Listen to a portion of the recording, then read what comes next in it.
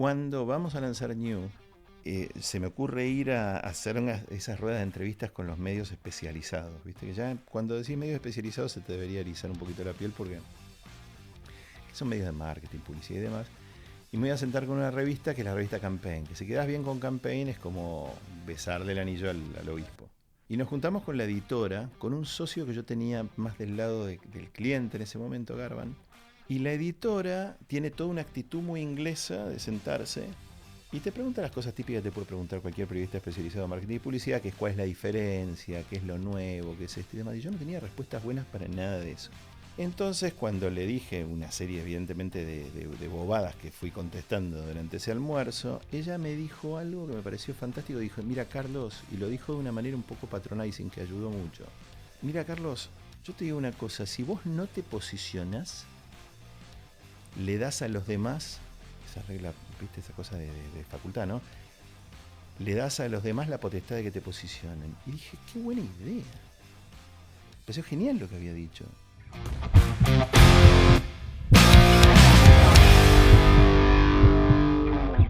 Les doy la bienvenida a un nuevo capítulo de Pulmón Creativo, este espacio donde nos juntamos con las personas que son protagonistas de la revolución, del campo de la cultura, de la creatividad, de la innovación, donde nos preguntamos cómo lo hicieron, cómo recorren ese camino, con personas muy virtuosas. Y si hablamos de virtuosismo, hoy tenemos la oportunidad de conversar con una de las personas claves del mundo de la creatividad publicitaria, yo diría creatividad en general. Carlos Bayala nos acompaña el día de hoy. Gracias, Carlos, por estar presente. Hola, Quique. Placer estar acá, mateando con vos. Sí, gracias te iba a decir. Gracias porque es la primera entrevista que hago mate en mano. Obviamente siendo, de esto vamos a hablar en un rato, siendo el creador de Porongo, la yerba que además tomamos en casa, lo aclaro, no es chivo, es simplemente realidad, al ser una yerba orgánica y con mucha historia detrás. Después te voy a preguntar, pero me parece un lindo gesto que hayas traído tu equipo entero en realidad. Salvo el agua caliente, todo lo demás lo Salvo el agua trajiste caliente, vos. vino todo. Y yo sí estoy chiviando un cacho. Yo tengo que reconocer que estoy chiviando, pero esto es lo que hago yo también. Te Con iba lo a cual, preguntar por las zapatillas, pero no, todavía no son las zapatillas, que ya todavía vendrán no. y Ahí hablaremos de eso. hablaremos. Voy a irte primero a un tema que revisando, estudiando un poquito para esta entrevista, descubrí, no es muy original, pero vi un patrón, decime si estoy en lo cierto, un patrón a lo largo de tu carrera que es que llegás a un lugar muy alto donde alcanzás una cierta comodidad y rápidamente te salís de ahí, pivoteás y te vas hacia otra cosa, un nuevo desafío. Digamos, muy rápidamente y desde afuera pude detectar al menos 4 instancias de cambio en tu carrera que no fueron las habituales. ¿Es así? ¿El encarar nuevos desafíos es parte de tu motor, lo que te saca de la cama cada mañana? Hay algo, Quique, que se me ocurre mientras estás diciendo esto. No es que tengo un moto, ni mucho menos. Y aparte le tengo miedo a los motos, porque se fosilizan. Vos te imponés una determinada cosa y lo terminás considerando un tatuaje en tu vida, ¿viste? Una cosa medio imborrable.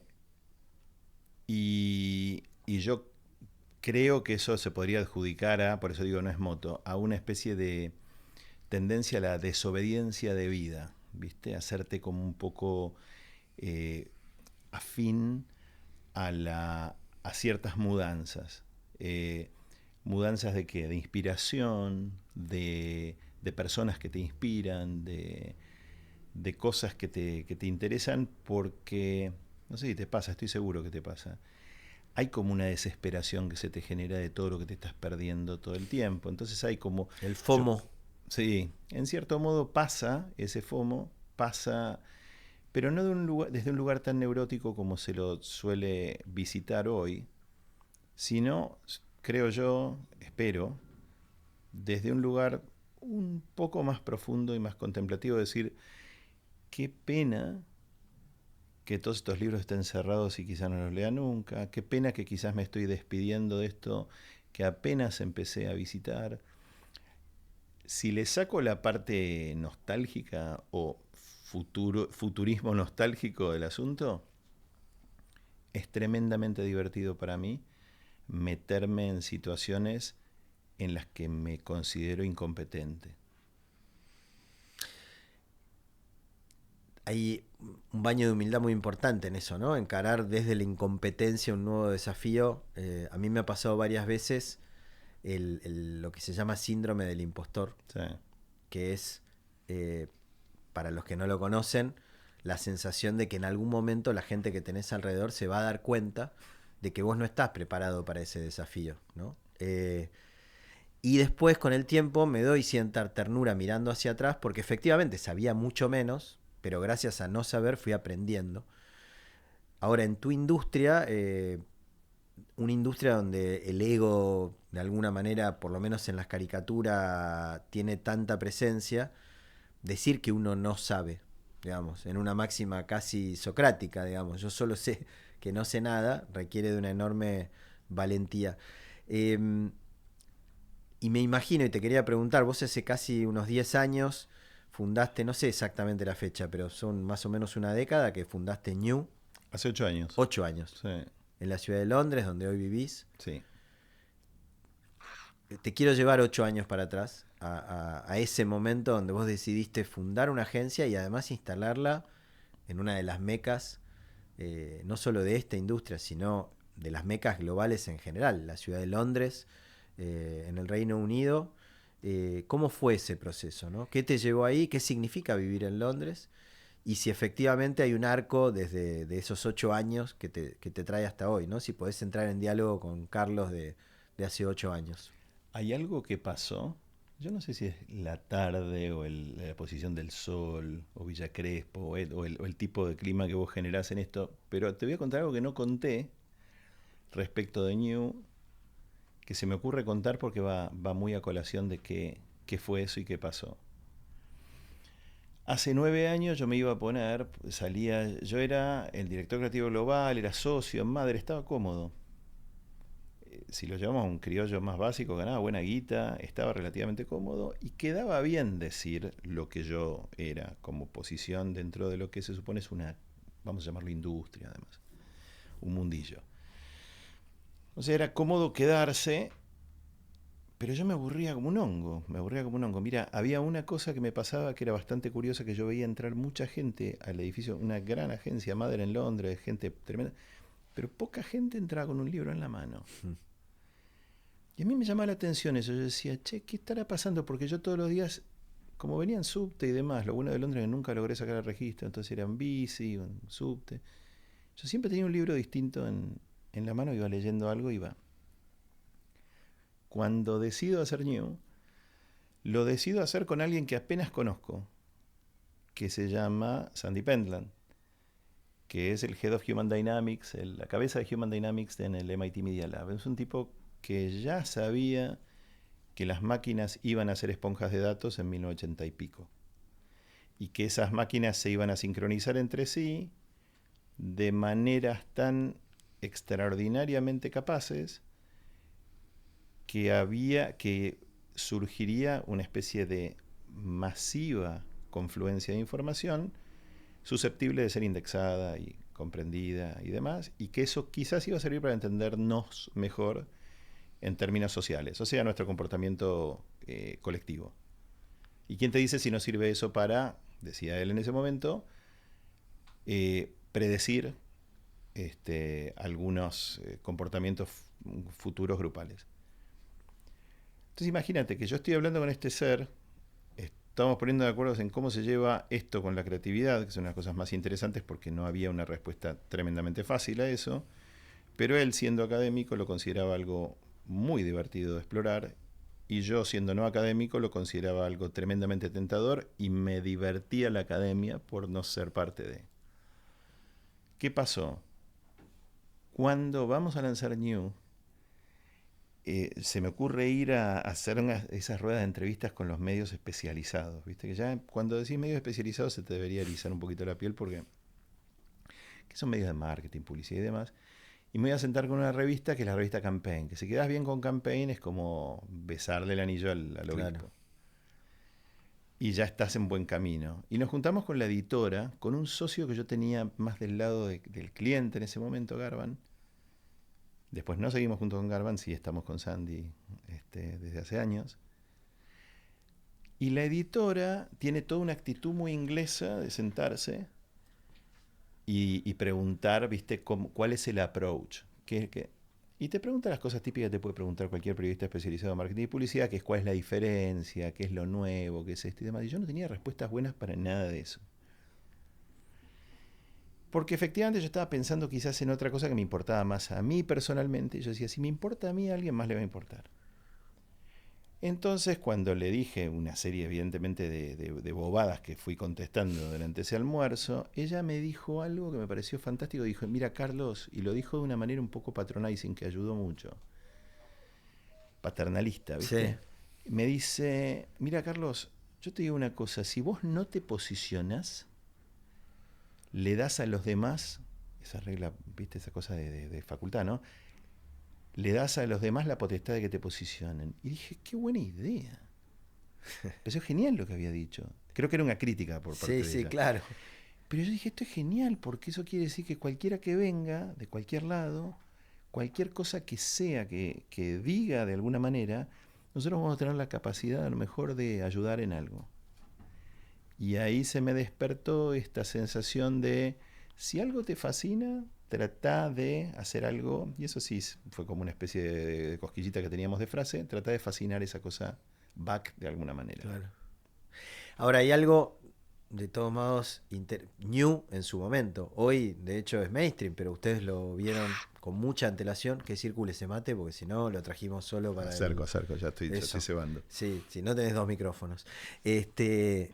Hay algo que me parece interesante, que es ese cruce que ustedes encuentran entre el mundo de la creatividad y el mundo de los datos, que hoy parece una obviedad, no lo era en su momento. No. Pero que sin embargo termina teniendo un output que no necesariamente es tan obvio. Pareciera obvio, aunque increíble, que tengan de cliente a la NASA, algo que se destaca en todas las notas, ¿no? O sea, si vos pensás en una agencia que tiene una fortaleza en datos, es un long shot, o moonshot, ya que hablamos de la NASA, pero es un cliente. A la vez, ustedes terminan también interviniendo en el diálogo de paz en Colombia, digamos. Sí.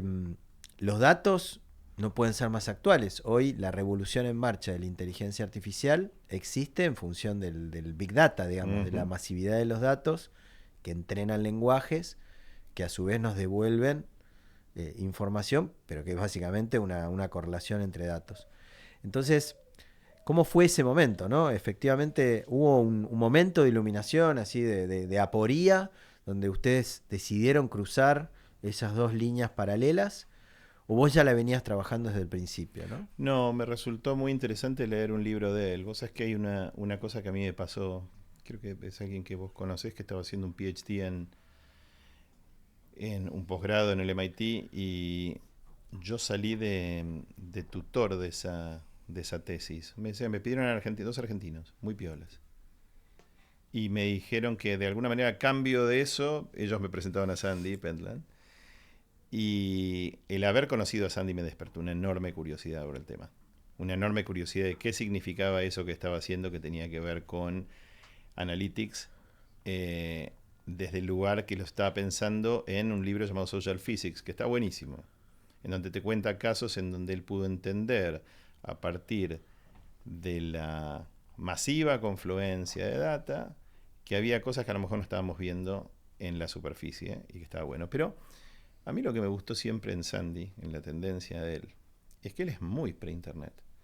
El tipo que tiene hoy 70 y algo, es un tipo que sigue siendo tremendamente vigente, o sea, miembro de boards muy, muy importantes en el mundo de la tecnología, en el mundo de las comunicaciones, en Telefónica, etc. Es un tipo que está un poco en todos lados. Y desde MIT Media Lab es como que siempre te mantiene despierto respecto de. Esa curiosidad fue ganando terreno y apareció ¿y qué pasa si? A mí me importaba como hipótesis, ¿qué pasa si empezamos a sorprender al dato? Te voy a poner un ejemplo. Sorprender al dato, ¿qué quiere decir? El gran problema, yo creo, de la indexación per se no es necesariamente la orientación de los datos según determinado criterio de coherencia y demás, sino ¿para qué lo estás ordenando el dato? ¿Y desde dónde lo estás ordenando? ¿Qué le estás preguntando al dato? Eso sigue siendo un problema. ¿Qué le está preguntando? Que es tan interesante o original. ¿Qué está guardado ahí? Y nosotros empezamos este criterio, que sí es una gimnasia un poco rigurosa, un poco medio ingenieril, de lo que llamábamos en gringo look, agitate, understand. ¿Qué quiere decir?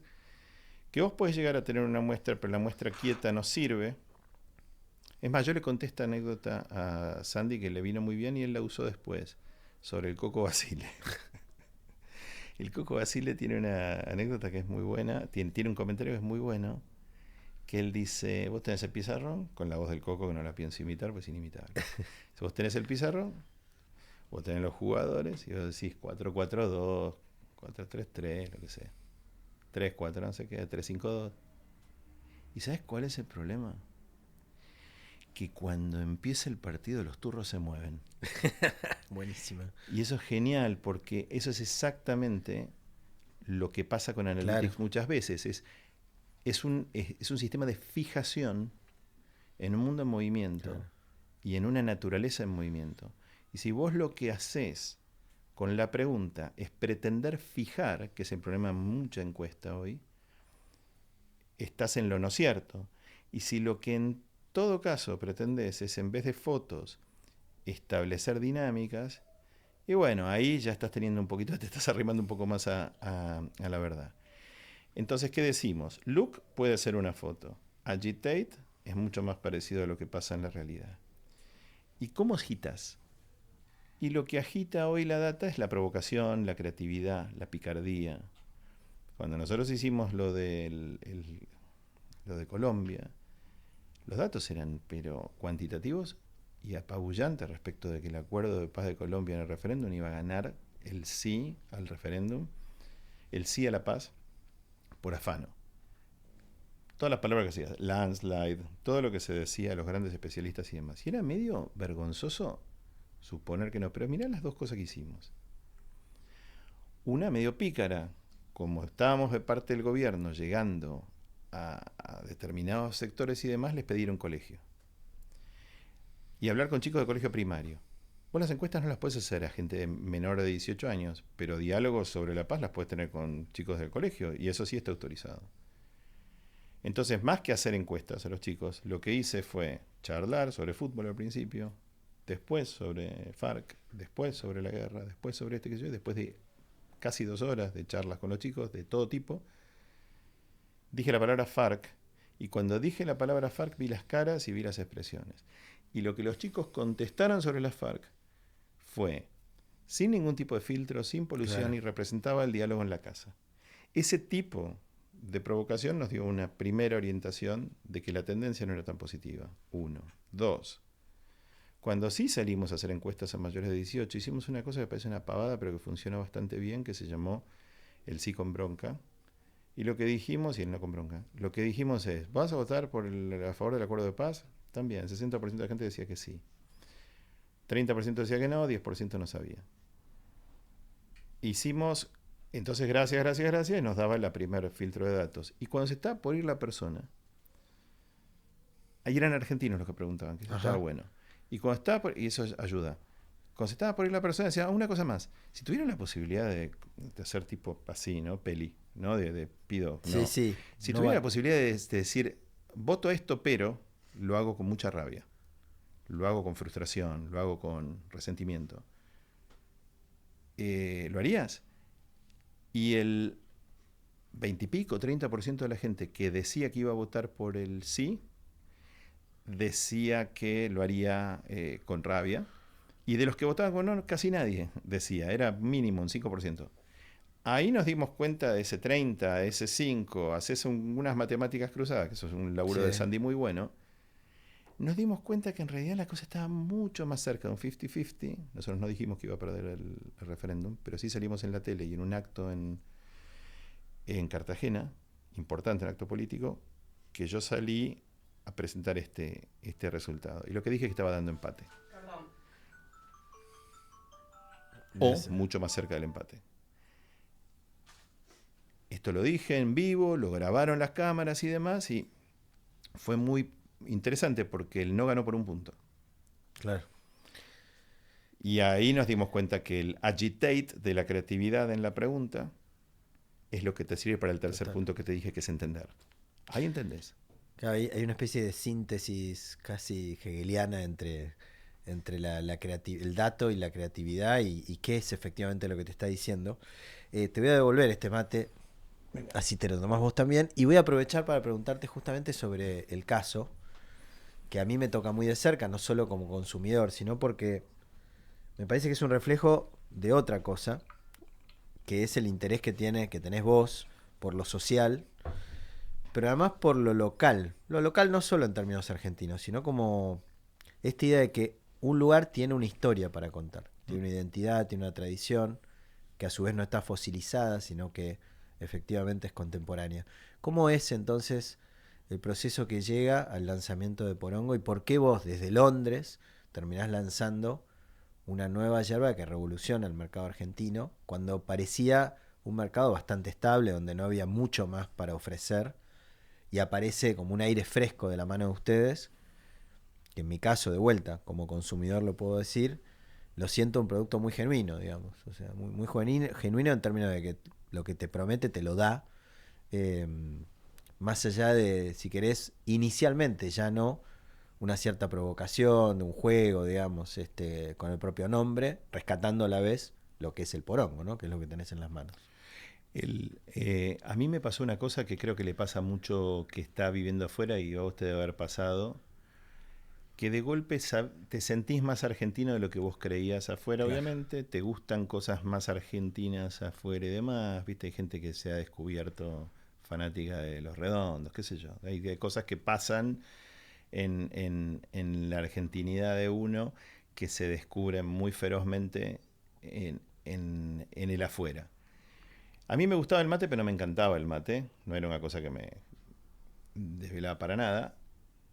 Y empecé a tomar mucho más mate estando en Londres y vino Greenpeace con un proyecto de innovación muy piola, grupo argentinos acá, que decían y querían de alguna manera abrir los ojos respecto de el despelote ambiental que genera la producción en masa de la yerba, de la hoja de yerba mate, en términos de polución del suelo, agroquímicos y sobre todo una cosa que no es muy sabida, pero que afecta fuertemente la acidez que te puede generar el mate, que es el acelerar el secado de la hoja de la yerba. Le pones un poco de falopa, le pones unos hornos y demás y se seca más rápido. Yo todo esto no lo sabía. Y lo que les comenté a ellos, desde mi ignorancia respecto de cómo hacía Greenpeace las cosas, es: ¿qué pasa si hacemos una yerba que muestre que se puede hacer orgánicamente algo piola y demás? Y nos metemos no desde este mundito tan chiquitito y de nicho de las orgánicas políticamente correctas, sino en un lugar más mainstream. El nombre en cierto modo representa una actitud. Si bien técnicamente sabemos que la gente, que Porongo viene de Purunku, de raíz quechua y toda la historia y demás, lo que derivó en el slang es una cosa distinta. Y me llamó mucho la atención que los abogados me dijeron que era una marca que está disponible. Cuando nosotros revisamos, está disponible. Dijimos, bueno, algo se nos está diciendo. Greenpeace no se prendió en esa porque no estaba en ellos meterse a hacer un proyecto así. Y nosotros nos quedamos con el proyecto en las manos, la posibilidad de hacerlo. Y dijimos, vamos, invirtamos. Y ahí empezamos a hacer research, mi equipo allá, varias personas del equipo, en ese momento Florencia Rizabalaga, Fabio Palioff, Fede García Arias, que venía laburando en eso. Eran varias personas que empezaron a ayudar en el Seba Macei a tratar de entender cómo hacemos la identidad de esto, cómo conseguimos un productor que nos acompañe. Y ahí descubrimos dos cosas: que hay una deuda que tiene el mundo del mate y la yerba mate, ambiental muy grande y social muy grande. Mucha gente hoy no sabe, y conviene quizás decirlo, que en el mundo de la tarefa, el tarefero es aquel que recoge la hoja haciendo la acción de tironear de la rama para poder sacar las hojas, un laburo que a la mano le hace mucho daño si no tenés buen guante, pero si sos un niño de 11 años, 10 años, 9 años, tenés la mano formándose, hace eso todos los días durante un tiempo y los dedos te van a quedar deformados por toda la vida. Y más que eso, no vas a estar yendo al colegio. Y más que eso, no vas a tener una expectativa de vida laboral distinta a esa, te vas a quedar enganchado en esa. Y esa apuesta circular, que se convirtió en una especie de denominación folk en el norte, en el noreste argentino, que es el guricito tarefero, símbolo de nuestra nación y demás, es una romantización de algo El que trabajo hoy es infantil, claro. absolutamente, sí, absolutamente inaceptable. Y nos metimos ahí también. Y al mismo tiempo se metieron en algo que todavía tiene mucho por desarrollarse, que es un símbolo argentino, no solo argentino, pero hace un tiempo veía en redes una historia de Fede Lauría, que es vos lo Sí, conocés, sí, lo conozco. a Fede. Fede está, entiendo por lo que veo en sus historias, impulsando o acompañando a Franco Colapinto, conductor argentino en Fórmula 1, y comparte un video, Fede, en sus historias de Franco con un termo y un mate en alguna de estas competencias internacionales de Fórmula 1, dándole de probar el mate a colegas de otros países, ¿no? Y me gustó mucho porque justamente lo que plantea Fede en esa historia es qué orgullo ver un argentino triunfando en el mundo y al mismo tiempo ofreciendo lo mejor que tenemos para ofrecer. No lo mejor, pero una de las cosas lindas que tenemos para ofrecer, que en un producto en realidad estás ofreciendo una costumbre, un hábito, la idea de compartir. Es imposible, más allá de que muchos tomamos mate solos mientras laburamos frente a la compu, en realidad el mate es esto, este ida y vuelta que estamos generando entre nosotros, ¿no?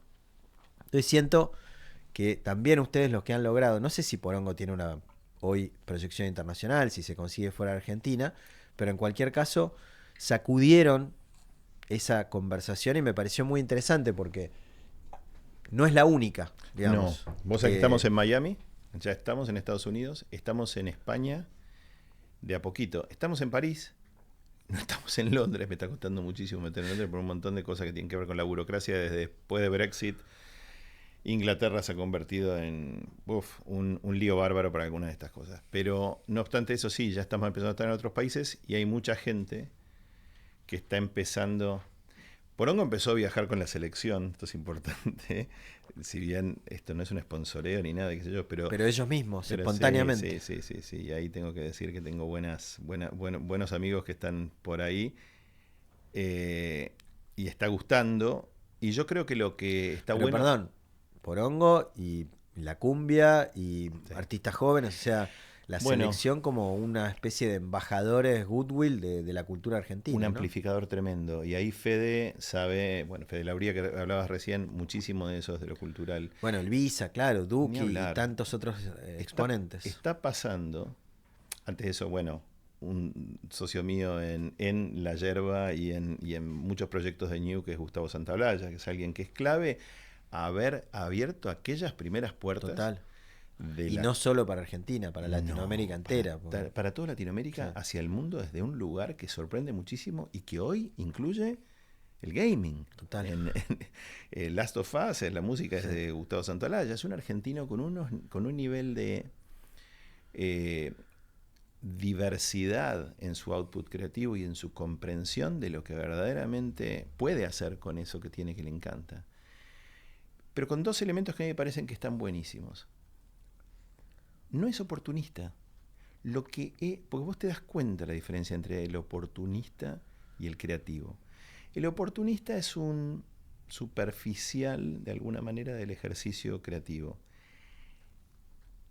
El que creo que es genuinamente curioso y lleva las cosas adelante de una manera que tiene una calidad y que tiene un compromiso distinto, es aquel que opera no como autor primero, creo yo, no me Sí. quiero poner acá a fijar bases pero estoy convencido de que no pasa tanto por yo voy a ser el autor de tal cosa, sino por ser un primer disfrutador de algo. Está bueno. Sí, che, me gusta esto, pero me gusta esto no desde la autoría, no desde el ego. Me gusta esto desde el disfrute en ese momento y desde esa especie de placer. Cuando pasa eso, tu compromiso con esa tela que estás tocando, con ese género en el que te estás metiendo, es un compromiso mucho más sensible, es más lindo, está bueno. De ahí que lo que hace Gustavo tiene una calidad y tiene un compromiso. Alguien creyó al principio, cuando nosotros hacíamos la yerba, que esto va a ser una especie de el llamado actualmente una enfermedad global, Pierre Stand.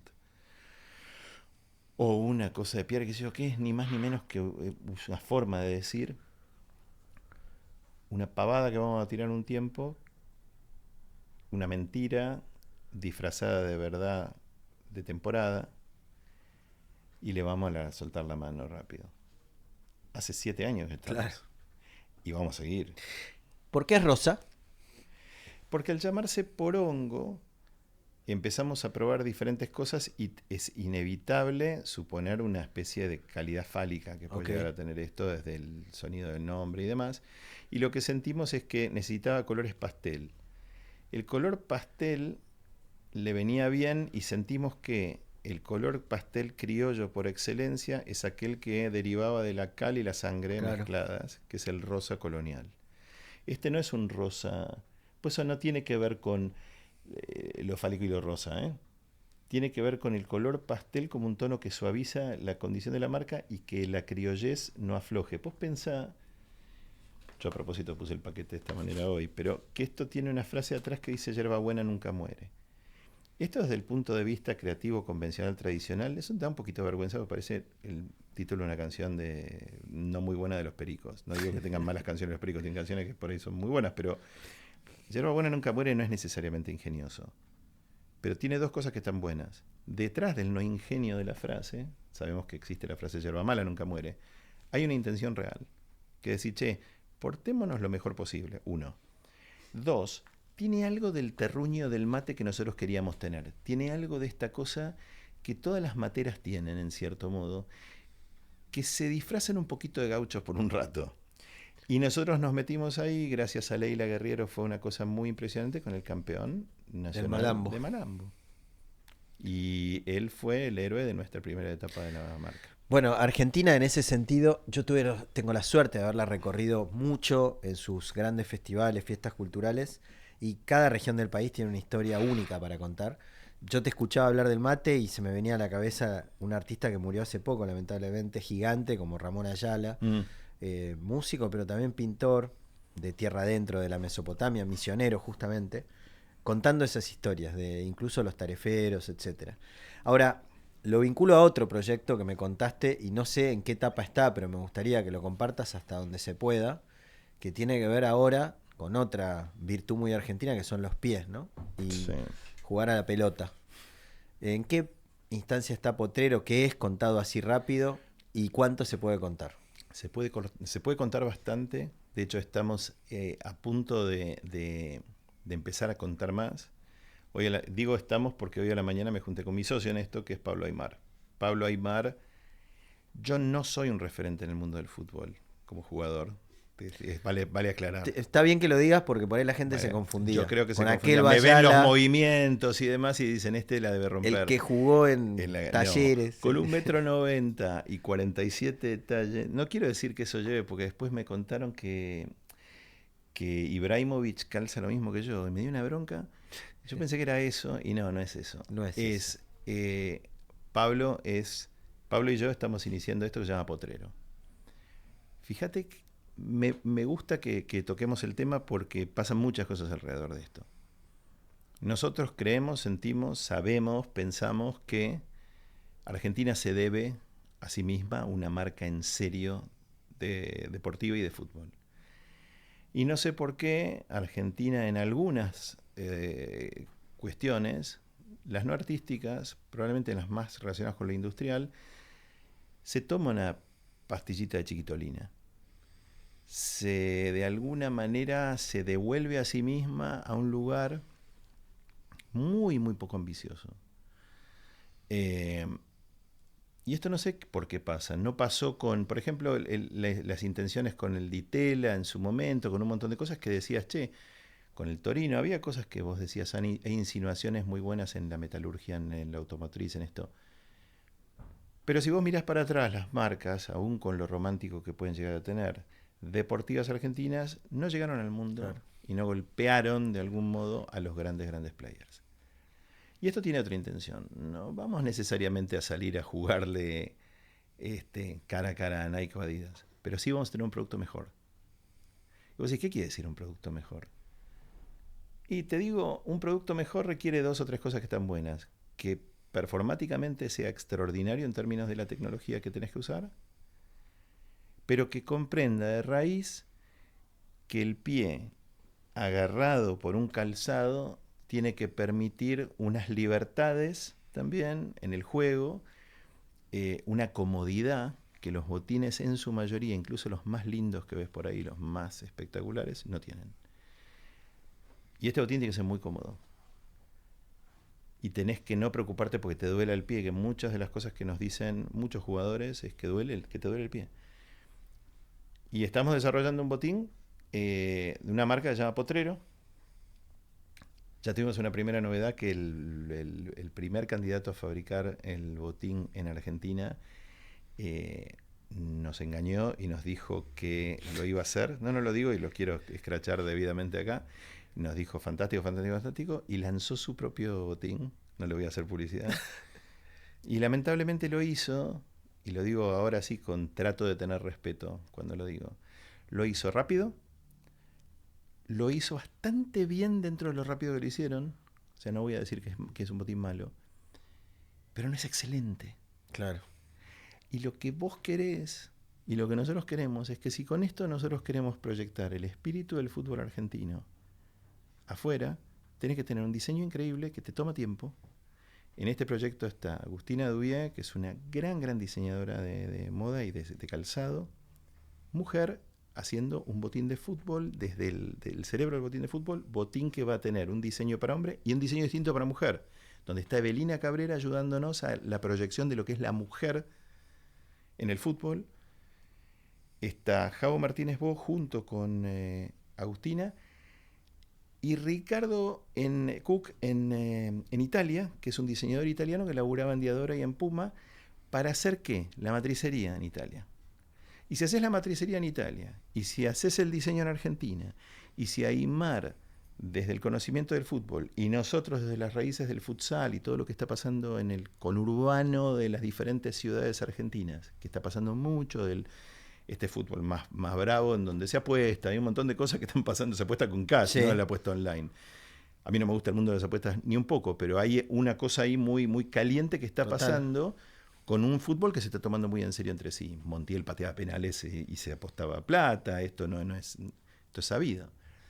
Hay algo ahí sumamente interesante que nosotros queremos entender y rescatar de esta urgencia creativa que tiene el fútbol argentino, que es alucinante.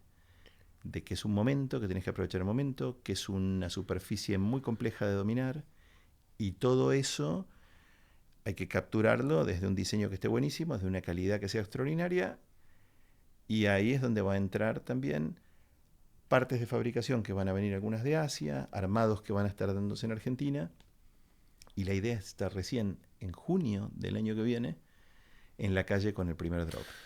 Contás todo esto y me emociona mucho porque para mí conecta con el espíritu de este programa de entrevistas, que es pensarnos como pulmón cultural y creativo del mundo y pensarnos desde ese lugar en grande. Realmente es muy emocionante, así que ya de por sí que lo estén empujando realmente me emociona y quiero agradecértelo. Antes de terminar, el último proyecto que te quiero preguntar es justamente algo que me has contado en privado y es una especie también de laboratorio que para mí se adelanta varios casilleros a la conversación. Quería que lo desarrollaras hasta donde puedas, porque siento que puede ser de inspiración para quienes están viendo esta entrevista. Creo que hablas de PAN. Exactamente. PAN es un proyecto que tiene, creo yo, una enorme ambición, porque supone reconsiderarnos creativamente y reconsiderarnos incluso comunicacionalmente. Voy a tratar de ser específico en lo que pueda. PAN va a tener una sede en Argentina en algún momento.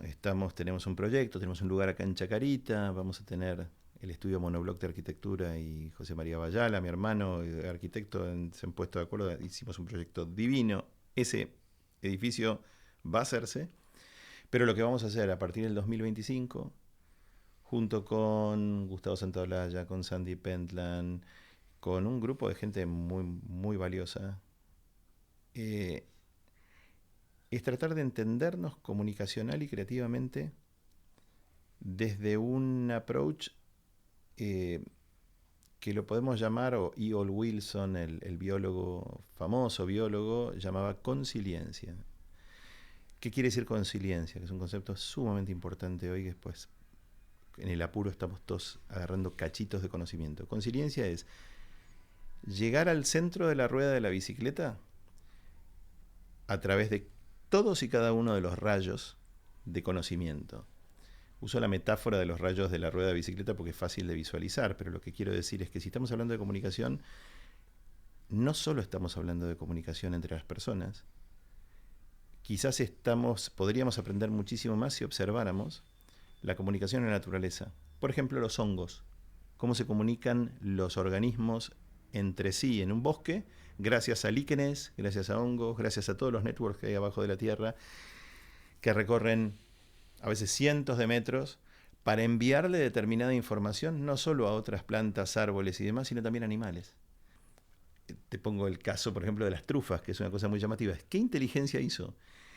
Que una cosa que crece, una especie de hongo que crece abajo de la tierra, haya desarrollado capacidades que le permitan comunicarse a través del olfato de ciertos animales para ser, de algún modo, obtenidas y etcétera, descubiertas. Pero te voy a otras cosas. Si estamos nosotros estudiando comunicación y la comunicación que vemos entre animales nos puede dar una pauta. Hay un biólogo brillante, Claudio Campaña, que está todo el tiempo en la península de Valdés, un argentino, gran capo en la Universidad de Santa Cruz en San Diego, que hoy, en estos días, está en Argentina, en la península de Valdés, observando cómo nos comunicamos respecto del concepto de extinción y por qué no la estamos entendiendo todos juntos, el verdadero peligro que estamos teniendo, y él lo adjudica un problema comunicacional. Y tenemos tantos elementos o tantos ángulos desde los cuales nosotros podemos llegar a entender comunicación y creatividad, que lo que yo considero que PAN es, o será, nosotros vamos a lanzar esto hacia fines del 2025 y vamos a hacer una primera prueba en donde vamos a invitar a una serie de gente y lo vamos a abrir a una cantidad de personas que se sumarían a la primera edición de PAN. Así que bueno, stay tuned, vamos a informar eso un poquito más cerca. Te lo quería preguntar, no tanto por la definición en sí misma, sino como un ejemplo de ese proceso que nunca para, en tu caso, de imaginar futuros posibles a partir de nuevos dispositivos. Y me parece un buen resumen de lo que ha sido todo tu desarrollo hasta este momento y que seguramente seguirá siendo. Para mí de enorme inspiración,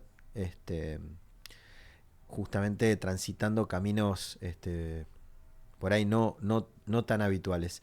Te hago dos preguntas finales. Una, en esta idea de un pulmón, ¿no?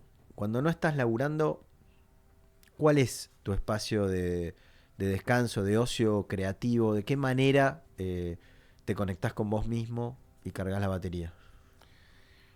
Hay una cosa que creo que se le adjudica a Lacan como hobby, tarea o cosa que él hacía, y era estar en la orilla del lago en Ginebra, si no me equivoco, y agarrar arena y jugar con sus niños y amiguitos y chicos y qué sé yo, a esta especie de nada de amontonar barro y armar castillos, cosas y todo eso.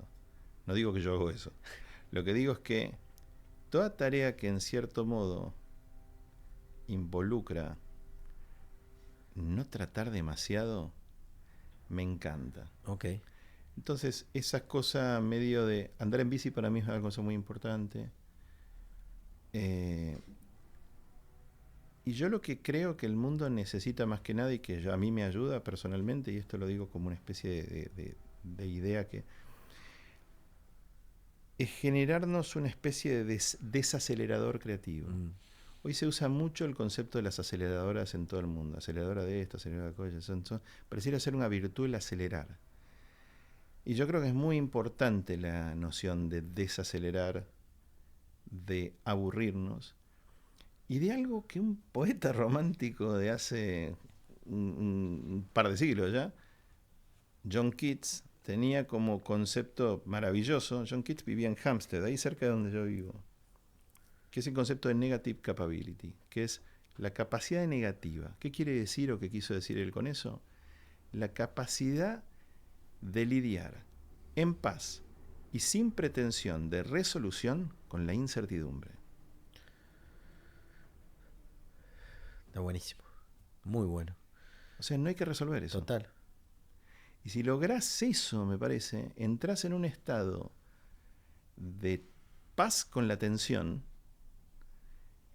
que puede llegar a ser eventualmente un gran eje creativo porque se va a manifestar solo, no con tu voluntad. Y a mí eso me produce mucho interés. ¿Y cuánto, y esta es la última, en tu propio proceso creativo, cuánto, qué podés encontrar de similar o diferente a esto que acabas de contar para tu, digo, está el mundo donde uno trabaja, desarrolla, crea, y este otro mundo donde uno se puede permitir aburrirse? Lo que siento, escuchándote, es que quizás hay una convergencia entre ambas cosas, ¿no? Yo tengo un tema, de vuelta, esta tarde mágica de cosas, que no se lo digo solo a personas que me conocen bien. Yo tengo un problema que es del orden neurológico, que no es un problema coqueto o cool o lo que sea, no. Es un problema de cuestión de irrigación y respiración. Que es que yo me desoriento con respecto a los puntos cardinales muy fácilmente y se me producen como si fuera amnesias geográficas respecto de dónde estoy en este momento que estoy y demás. Y yo puedo de alguna manera, o a veces me pasa que se me cambia el mapa del lugar de una manera mucho más dramática de lo que suena. Cuando lo conocí a Craig Dykers, que es el fundador de Snoeta, el estudio de arquitectura, me contó que el hermano tenía algo más dramático después de un accidente que tuvo, que es verdaderamente la amnesia espacial. Y lo que eso, creo yo, me dio es a entender esta cosa, y esto lo tuve ya como una especie de moto personal y demás, que lo que la brújula te dice muchas veces, con esto de la N, la O, la S y la E, y lo hemos hablado, es que la propia brújula, que es el instrumento de orientación, se supone más perfecto, te está diciendo no sé. Entonces, me encanta todo lo que no sé, me encanta meterme en aquello que no sé, y con los años, tengo 55, me encanta no sentir que tengo que fingir que sé. Carlos, muchas gracias. Gracias a vos.